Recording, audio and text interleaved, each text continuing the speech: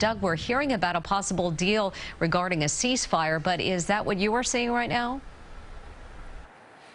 Mary, I'll give you the very latest on the hostage negotiations in just a moment. There's nothing more important right now to both sides of this conflict than negotiating a potential ceasefire and exchange of hostages. However, I just do want to show you a little less than 1 hour ago, Hamas sent a barrage of rockets, the closest that I've seen to central Tel Aviv since I've been here. And Cam, our photographer, always knows to keep the camera out here rolling and pointed towards the sky. Take a listen. I believe you guys have it.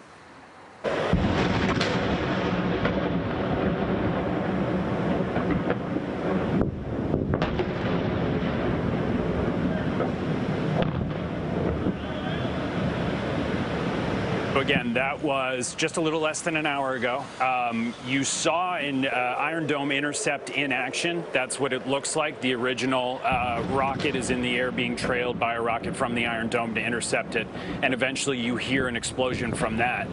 But this barrage was so massive. The maps that we have on our phones of the rocket fire across the entire area, everywhere got warnings, so it's hard to know exactly what you see and what you hear. Those could have been delayed intercepts that we heard. The explosions could have been close intercepts to us that we didn't see.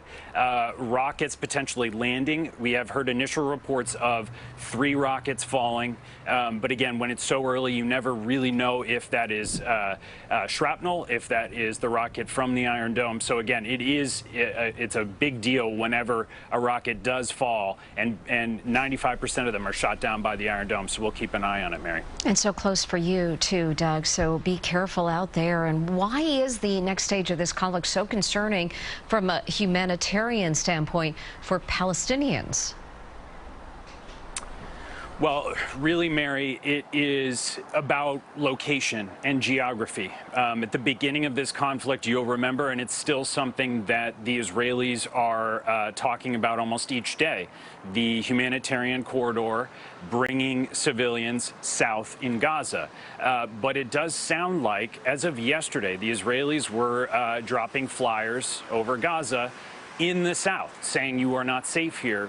And it's getting to be a smaller area of Gaza where the Israelis are saying officially that Palestinian civilians can be safe. So you're taking them out of an area in the north that has limited to minimal resources, bringing them down south, also limited to minimal resources.